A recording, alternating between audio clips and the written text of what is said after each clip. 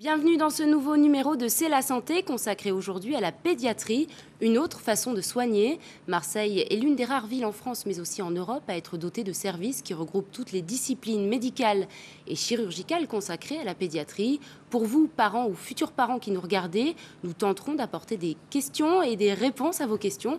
Comment faire pour que vos enfants souffrent moins ? Quelle est leur vie à l'hôpital? Quelle pathologie soigne-t-on?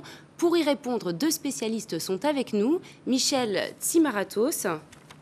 Bonjour, vous êtes responsable du centre de néphropédiatrie à l'hôpital de la Timone.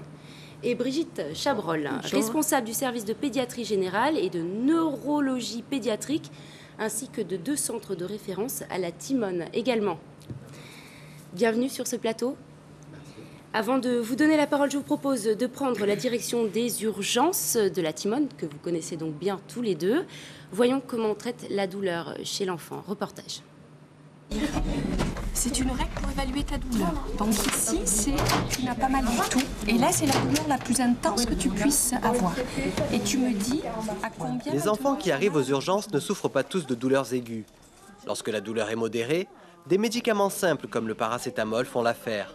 Par contre, si la douleur est trop intense, suite à une fracture par exemple ou à cause de soins particuliers, les soignants font appel à d'autres méthodes de prise en charge de la douleur pour soulager les enfants.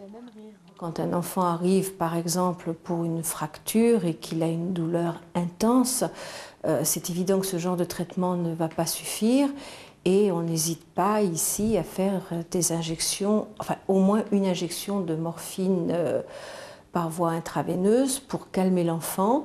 Et puis, il y a d'autres douleurs, comme des douleurs que l'on provoque, soit par des soins, des pansements de brûlure, des sutures, des prises de sang, des ponctions lombaires, qui, elles, peuvent être tout à fait calmées avec l'utilisation d'un produit que l'on respire et qui s'appelle l'Antonox. L'Antonox est un mélange gazeux, composé de 50% d'oxygène et de 50% de protoxyde d'azote, plus communément appelé gaz hilarant. Le gaz qui est présent dans cette bouteille est délivré par l'intermédiaire de ce tuyau jusqu'au ballon et surtout jusqu'au masque qu'on applique fermement sur le visage de l'enfant et il respire normalement à travers ce masque. Lorsque l'on respire ce produit pendant 3 ou 4 minutes, ça va provoquer une détente de l'enfant, ce qu'on appelle une sédation consciente, c'est-à-dire qu'il va être un petit peu déconnecté sans dormir. Et surtout, parfois, puisque c'est du gaz hilarant, il va se mettre à rire et on va pouvoir lui faire les soins, et en particulier des sutures ou une ponction lombaire, chez un enfant détendu et qui rit et qui ne ressent pas la douleur. Le gaz hilarant est un produit efficace, qui fonctionne particulièrement bien avec les enfants âgés de 4 à 12 ans et qui ne provoque peu ou pas d'effets secondaires. En dehors de temps en temps de très légers maux de tête et éventuellement de nausées, il n'y a pas d'effet secondaire, il n'y a pas de danger et il n'y a pas de contre-indication. C'est un produit que l'on peut utiliser en toute sécurité. Par prudence, souvent on contrôle la saturation et le pouls de l'enfant, mais il n'y a pas d'effet secondaire. Voilà ce reportage sur la prise en charge de la douleur chez l'enfant. Première question que je me pose, et je suppose que d'autres personnes se posent, comment évalue-t-on la douleur chez l'enfant? Brigitte Chabrol. Alors, tout va dépendre bien sûr de l'âge de l'enfant et de la façon, si l'enfant est accompagné de sa famille, de personnes qu'il connaisse bien, et puis s'il peut s'exprimer, donc en fonction aussi de son degré de maturité. Alors, chez le tout petit enfant, c'est parfois difficile parce qu'il va falloir interpréter et ça sera plus parfois des pleurs ou au contraire un enfant totalement immobile, qui est en position un petit peu de retrait, qui ne veut pas qu'on le touche, qui est très grognon, chez le tout petit nourrisson. Chez les enfants, oui, chez le tout petit qui ne peut pas parler. Et puis chez l'enfant un petit peu plus grand, à ce moment-là, on aura accès à des échelles, comme on l'a vu dans le reportage, des échelles d'évaluation de la douleur, où le plus grand pourra vraiment la coter de 1 à 10. On va lui dire sur une échelle, à ton avis, là, ça fait très très mal, donc c'est ce chiffre-là, et quand ça fait moins mal, c'est ce chiffre-là. Ou alors, on peut mettre également des petits visages, avec un visage donc très, très grognon d'un enfant qui a très mal, ou un enfant qui commence à être détendu, qui a un visage souriant, là, des petits smiles. Voilà. Donc c'est assez subjectif, mais vous arrivez quand même à déterminer un seuil de douleur. Et on essaye aussi de voir, surtout avec donc les parents, hein, la famille qui connaissent très bien l'enfant pour pouvoir évaluer au plus près. Ce qui est plus difficile, c'est l'enfant qui est porteur de handicap, qui lui aussi peut avoir des douleurs aiguës. Et ça, l'évaluation est souvent très difficile, mais il existe là aussi des échelles chez les enfants polyhandicapés qu'on peut utiliser. Alors, qui sont toujours basés sur le même système, c'est-à-dire des systèmes d'image, des systèmes...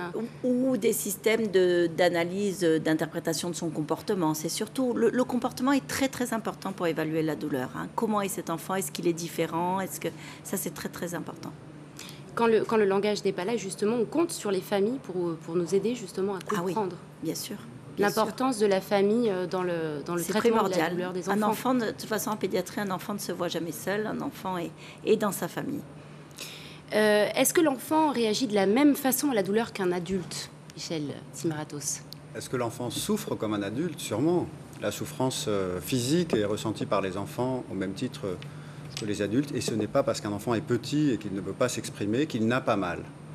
Ce qui est important, c'est ce que disait Brigitte Chabrol tout à l'heure, c'est que l'on soit suffisamment attentif aux formes que peut prendre cette manifestation, et que l'on aide parfois les familles à bien expliquer le degré de douleur que ressent l'enfant. Le stress des familles aussi doit contribuer peut-être à augmenter de temps en temps la douleur. Comment gérer Sans aucun doute, il y a les équipes médicales font une analyse en général assez fine de ça, et savent à quel moment il est utile de demander aux parents de sortir pour faire un soin ou pour faire un examen peut-être plus précis de l'enfant, pour que le vécu de cette douleur, si elle ne change pas en présence des parents, en tout cas ne soit pas accentué par l'angoisse des parents qu'ils peuvent ressentir à l'idée que leur enfant est mal.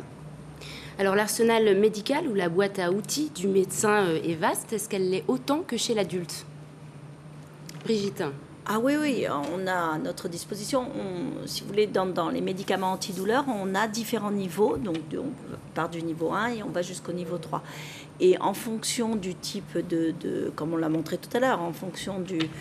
soit on veut obtenir un effet antidouleur rapide, soit par l'intermédiaire d'une sédation, comme il a été montré tout à l'heure avec ce gaz qu'on appelle le gaz hilarant, donc l'Antonox.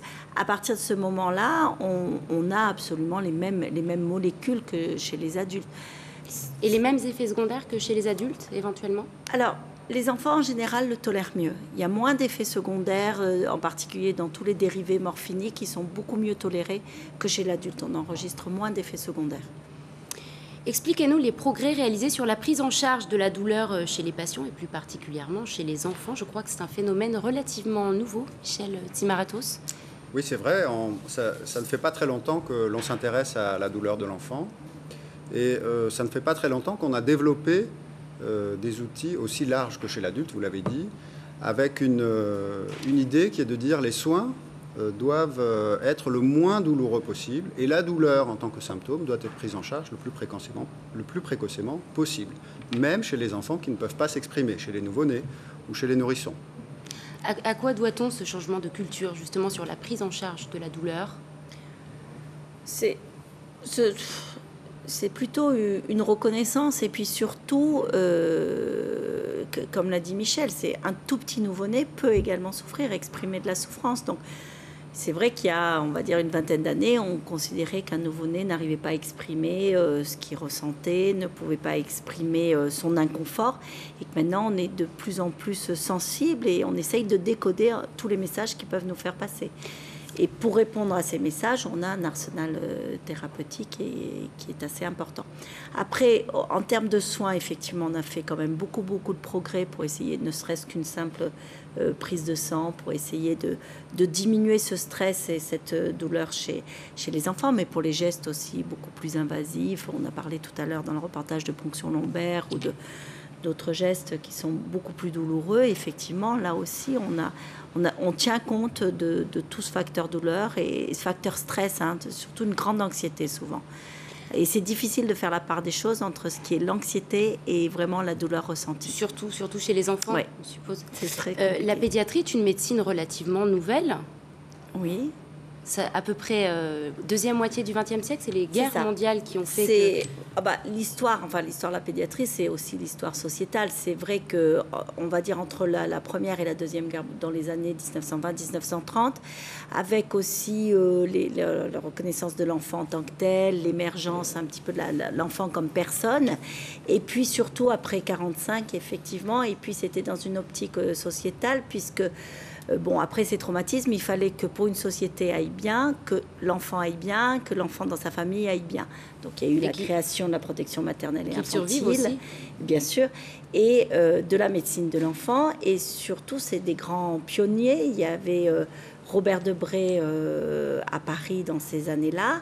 Et puis sur Marseille, il y avait Paul Giraud et Michel Salmon, donc en tant que pédiatre et chirurgien pédiatre. Et l'idée, c'était surtout de dire que la pédiatrie, c'était pas des adultes. Les enfants ne sont pas des adultes en miniature, et que les enfants avaient tout à fait droit à avoir leur propre médecine et de médecins qui soient vraiment attentifs à leurs problèmes. Ce sont des patients à part entière. À part entière. La pédiatrie se spécialise de plus en plus. Vous êtes néphropédiatre, Michel Timaratos. Et est-il nécessaire d'abord pour nos enfants d'être suivis par un pédiatre, justement ? Sans aucun doute, il faut que les enfants Parce qu'on aurait tendance à vouloir être suivi par peut-être le médecin généraliste, le médecin de famille. C'était le cas à l'époque. Aujourd'hui, il vaut mieux... Vous savez, le plus important, c'est qu'il y ait un suivi, un accompagnement de la famille dans le projet qu'elle a construit pour ses enfants, tous les membres de la famille. Et le médecin, qu'il soit pédiatre et qu'il se consacre à la pédiatrie et à l'aspect spécifique du petit enfant, ou que ce soit le médecin généraliste, parce que l'accès au pédiatre est plus difficile, parfois dans certaines régions où on doit faire plus de kilomètres pour aller voir un pédiatre, il faut qu'il y ait un accompagnement, pour que le carnet de santé soit rempli, pour que régulièrement les enfants soient pesés, mesurés, examinés, que les vaccinations soient suivies. C'est important, ça, justement, le suivi des enfants. C'est très important. C'est par le suivi régulier des enfants que l'on arrive à mettre en exergue quelque chose de différent ou de parfois d'anormal qui amène à une consultation spécialisée à un moment donné. Ça peut permettre de déceler d'éventuelles maladies infantiles Ça peut permettre de déceler d'éventuelles maladies infantiles ou alors des maladies familiales qui n'avaient pas été diagnostiquées jusque-là et qui étaient considérées comme faisant partie du mode de vie familial. À partir du moment où le suivi est régulier et que l'accompagnement de la famille se fait par le médecin traitant ou le pédiatre, eh bien, il peut mettre en exergue un élément qui dit c'est pas tout à fait normal, j'aimerais avoir l'avis d'un spécialiste de pédiatrie sur ce point-là. Et justement, il y a des moments dans la vie d'un enfant où on doit aller à l'hôpital. Oui. Marseille a la chance d'avoir un hôpital pour enfants, la Timone. Il y a aussi un service de pédiatrie à l'hôpital Nord. Tout à fait. Qu'est-ce qu'on trouve dans ces deux structures ? Alors, Marseille a la chance effectivement d'être un CHU où il y a beaucoup de surspécialités, ce que vous avez dit avec Michel Timaratos, donc de surspécialités pédiatriques qui vont permettre aux enfants porteurs de pathologies, ce qu'on appelle pathologies lourdes ou chroniques, donc soit dans le cadre de maladies familiales, soit dans le cadre de maladies acquises, qui vont permettre d'avoir recours à...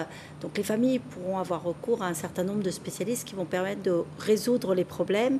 Et ce qui est très important, c'est qu'il faut bien se dire qu'on ne va pas voir uniquement... Par exemple, un enfant ne va pas voir uniquement Michel Timaratos parce qu'il a un problème rénal, mais il va aller dans un hôpital d'enfants ou si à côté de son problème rénal, il y a un autre problème de croissance, de problèmes scolaires ou autres, à ce moment-là, il pourra rencontrer l'ensemble des spécialistes autour de lui. Et c'est pas lui qui se déplacera pour aller à droite, à gauche, faire 50 km. Voilà. Pour faciliter la prise en charge Donc, déjà traumatisante des enfants malades. Exactement. Nous travaillons vraiment dans une pluridisciplinarité. Nous avons chacun nos compétences.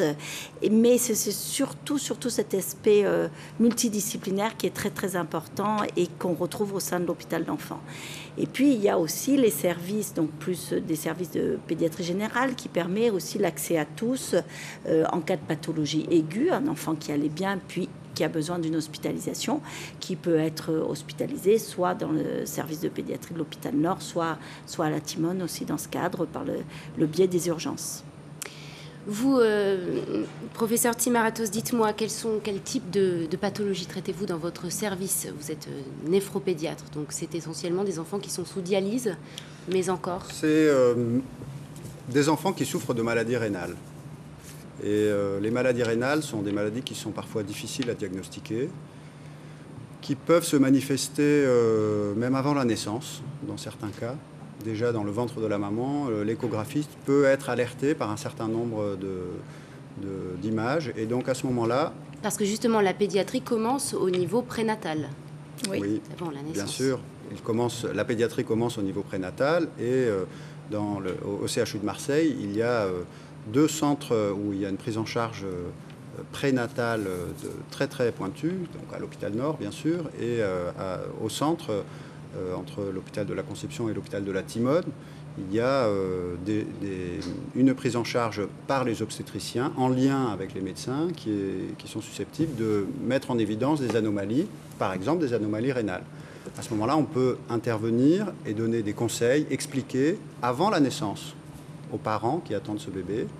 Et dès la naissance, grâce à l'implication de tous, c'est-à-dire des équipes de néonatologie, on peut accueillir ces enfants dans les meilleures conditions pour prendre en charge leur pathologie dès les premiers jours. Il est un certain nombre de maladies qui nécessitent une opération le premier ou le deuxième jour de vie et ensuite une prise en charge chronique d'accompagnement de cet enfant pour qu'il puisse grandir et faire sa vie telle que le projet a été défini par ses parents. Donc vous traitez des enfants très petits en bas âge et puis plus grands. Pour certains, ils passent plusieurs heures, ils viennent plusieurs fois à l'hôpital. Il faut prendre en charge ces enfants pour peut-être leur faciliter aussi la vie. Absolument. Le parcours de l'hospitalisation est compliqué pour les enfants. Le parcours de soins et de prise en charge est difficile. Pour ces enfants que l'on voit très très tôt, qui sont des petits bébés, on voit la famille, on voit la maman et le papa et le bébé. Et puis ensuite, lorsque c'est nécessaire, on peut avoir recours à des moyens techniques très sophistiqués pour faire, par exemple, la dialyse. La dialyse, c'est le rein artificiel. On remplace, par un moyen technique, le rein qui n'est plus capable de faire son travail. Et c'est 3 fois par semaine minimum. Combien de temps aussi? 4 heures. 4 heures, c'est long? Oui, c'est long. Et donc, c'est une procédure thérapeutique qui s'intègre dans la vie de l'enfant. Et donc, pendant ces 4 heures, on s'organise pour meubler ces 4 heures de la meilleure façon afin que ces enfants ne portent pas trop le préjudice de ce temps passé à l'hôpital. Alors justement, nous retournons à l'hôpital de la Timone. Voyons comment on assure ce fameux lien socio-éducatif, comment la prise en charge autour de l'hospitalisation de l'enfant pendant donc, son hospitalisation. Reportage. La prise en charge ludo-éducative des enfants hospitalisés est un des éléments essentiels de la bonne tolérance des soins qui leur sont délivrés. Dans un hôpital comme celui de la Timone Enfant, il y a plusieurs types de pathologies qui sont prises en charge, que ce soit sur le plan médical ou sur le plan chirurgical. Ces pathologies sont souvent des pathologies lourdes avec des traitements qui sont du recours. Ces enfants viennent passer plusieurs jours, parfois plusieurs semaines à l'hôpital. Et donc il est nécessaire, entre les périodes de soins très actifs, de ménager des périodes de jeu. Et ces périodes de jeu peuvent contribuer à la réussite du traitement. Les équipements ludo-éducatifs mis à disposition des enfants sont présents dans tous les services de pédiatrie. Ainsi, les enfants hospitalisés pour un court ou un long séjour, tout comme ceux qui viennent régulièrement à cause d'une maladie chronique, peuvent continuer de jouer et d'apprendre. Des soins comme de l'hémodialyse, par exemple, sont nécessaires à la vie des enfants. Ils viennent 3 fois par semaine, plusieurs heures à chaque séance à l'hôpital. Pendant ces heures-là, il y a une partie qui est liée aux soins est consacrée aux soins et une autre partie du temps qui peut être consacrée à des jeux. Et nous avons des éducatrices de jeunes enfants qui interviennent auprès des enfants et qui leur permettent de passer le temps de la dialyse à l'hôpital de façon la plus agréable possible. Le matériel éducatif est aussi utilisé par les équipes enseignantes, dans les salles de classe et au chevet des enfants. Dans cet objectif-là, on a parfois besoin d'aide de personnes, mais aussi d'aide de matériel. Et c'est en ce sens que le matériel ludique et éducatif peut être utile. Par exemple, les outils multimédia nous permettent parfois de faire les devoirs aux enfants sur des ordinateurs, par exemple, avec une liaison sans fil, et parfois même en liaison directe avec leur école. Que ce soit des ordinateurs, des lecteurs de DVD portables ou des jeux de société plus classiques, le matériel ludo-éducatif et les personnes qui en ont la charge permettent aux enfants d'oublier un moment le contexte hospitalier au profit d'une ouverture vers le jeu, l'imaginaire et la découverte. C'est toute une vie qui s'organise autour de la maladie d'un enfant, ce fameux lien socio-éducatif. Aujourd'hui, les enfants ne redoublent plus lorsqu'ils sont hospitalisés.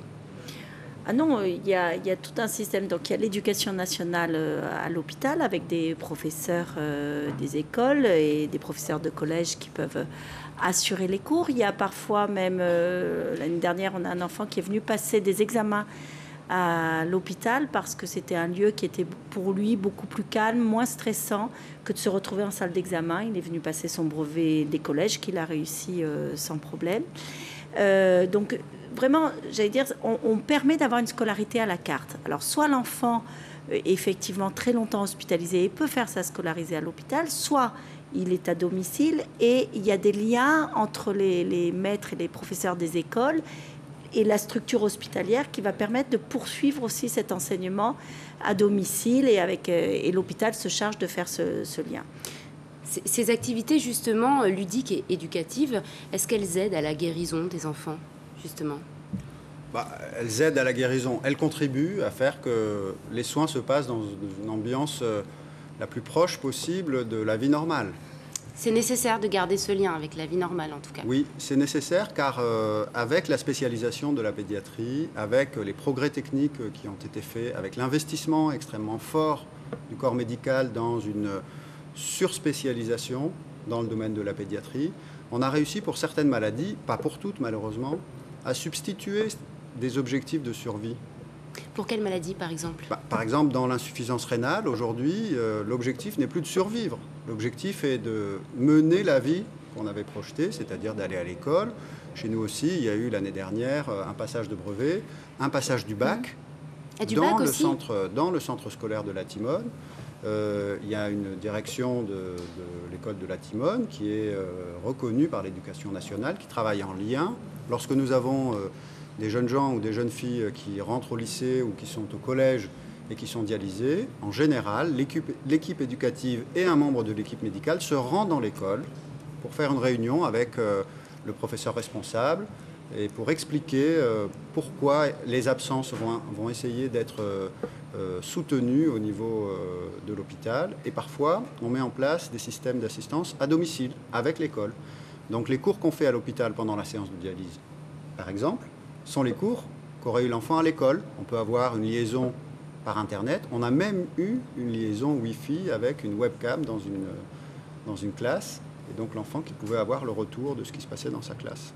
Vous êtes beaucoup aidé aussi par les associations qui contribuent aussi Tout à fait. Il y a beaucoup d'associations, donc soit des associations de familles, donc de familles de patients, soit des associations d'aide à l'hôpital, donc qui permettent des associations qui viennent pour faire jouer les enfants, pour s'occuper des enfants dans les salles d'attente, pour proposer des sorties également pour les enfants qui ne sont pas toujours hospitalisés à l'instant présent, mais sont des enfants qui sont suivis dans un de nos services et à qui on va proposer donc des sorties. Il y a des petites excursions qui sont organisées et ils peuvent bénéficier bien sûr de tout cet environnement, ce qui est très important.